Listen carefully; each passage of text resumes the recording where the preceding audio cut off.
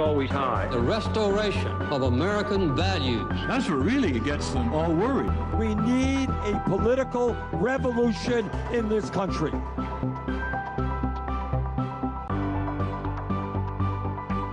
Welcome back to tonight's Progressive Roundtable. Presidential hopeful Bernie Sanders often points out that in the last election, 80% of young people didn't vote, and 63% of the American people total chose not to vote. But according to a new report from the Brennan Center, that might not only be because voters are simply disengaged or lazy. According to the Brennan Center's report called America's Voting Machines at Risk by Lawrence Norden and Christopher Famanghetti, that may be in part because of outdated technology that has made it difficult to vote. One of the central findings of the report was that for most of the voting machines purchased since 2000, the average lifespan of that machine is between 10 and 20 years. Norden and Famanghetti found that 43 states are using some machines that will at least be 10 years old in 2016. And in most of those states, the majority of election districts are using machines that are at least a decade old. In 14 states, the machines are 15 years or older. And older machines tend to break, leading to long lines that discourage voters. In fact, according to a report from MIT, an estimated 750,000 potential voters across the United States left their polling places without voting because the lines seemed too long. And the Brennan Center report also found that even though election officials know that these machines need to be replaced, they aren't sure where the funding will come from. And that's not just a problem for those districts. It creates a permanent issue with our democracy. Still with me are Medea Benjamin, Stuart Acuff, and Neil Sroka. And joining us for tonight's roundtable to discuss the findings of the Brennan Center report is Lawrence Norden, Deputy Director of the Democracy Program at the Brennan Center for Justice. Lawrence, welcome. Thanks for having me on, Tom. It's great to see you again. Can you give us any idea how widespread this issue is and what happens when a machine is out of date? Yeah, well, it's more far-reaching than I expected when I started the research for this report. I should give a little history. In last year, 2014, the Presidential Commission on Election Administration warned that this was an impending crisis, but there wasn't really a comprehensive study or detail on the depth of the problem. And what we found was, in fact, in most states in this country, voting machines are reaching the end of their lifespan. Over 30 states at this point have election officials that say that they're going to need to buy machines within the next few years. More than 2/3 of them don't know where that money is going to come from. And what we found in talking to election officials about the kinds of problems that start to occur more as machines get older, worst kinds of problems are machine failures, where they have to take the machine out of service because they're not operating properly, because they crash. And of course, the most troubling outcome when something like that happens is that until they can get another machine into the polling place, until they can fix the machine, often people have to wait for a very long time.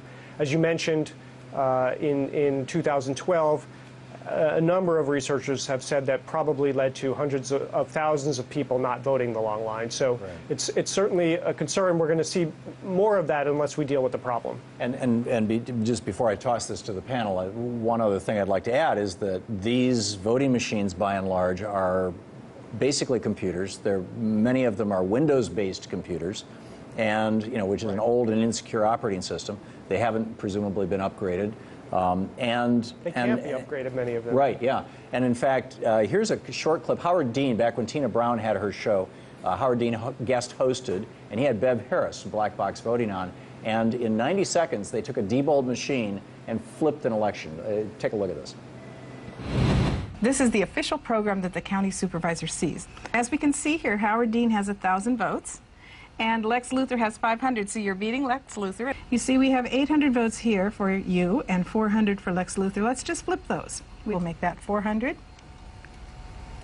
And we'll give 100 votes to Tiger. Let's just see what happened here. We'll go back into GEMS the legitimate way.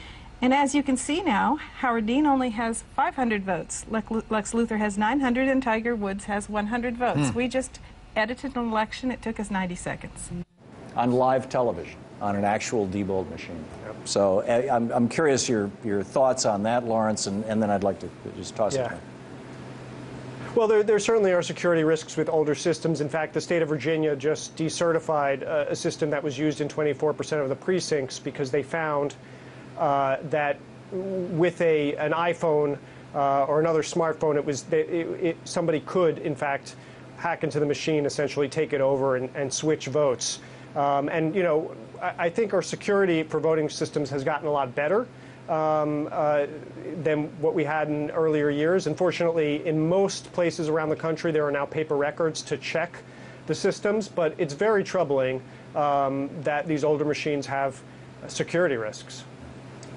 Yes, I'd like to thank you and the Brennan Center for all the work that you have done over the years, and particularly this study. But to me, the bigger issue is the lack of commitment we have to democracy in America. And the fact that people preach about it all the time, talk about it all the time, we're dismantling democratic processes and our democracy itself, not only with voting machines, but with the disembowelment of the Voting Rights Act, with Citizens United, on and on. This is a pattern. This is not an isolated case of machines that need to be replaced.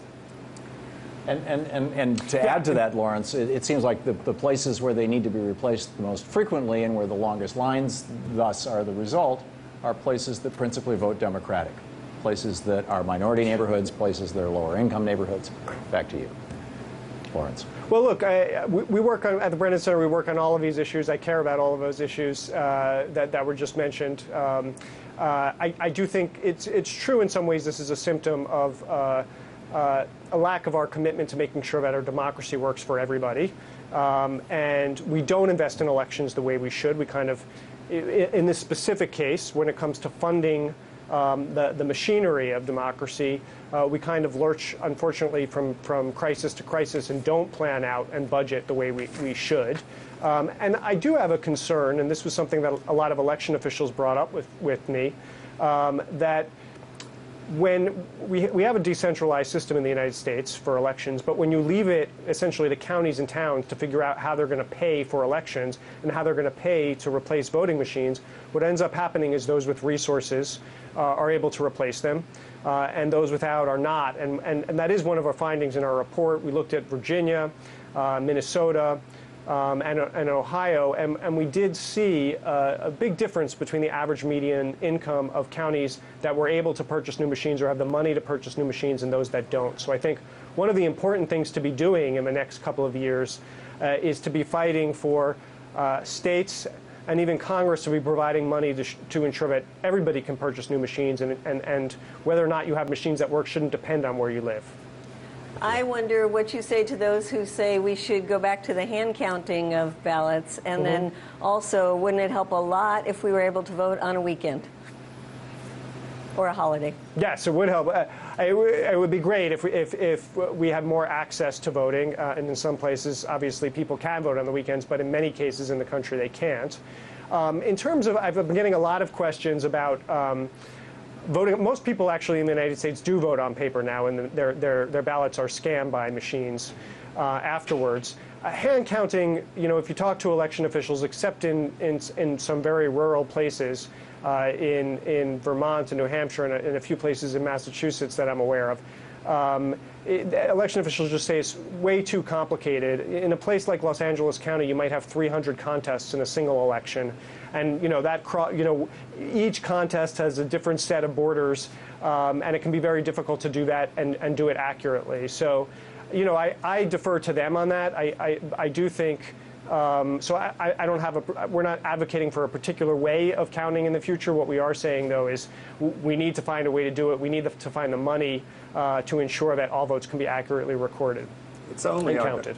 It's only our democracy at stake. Yeah. Wait, what's the cost? Right. What's the cost we're talking about here in terms of if we were to work to really legitimately ensure that everyone has access to a machine that works?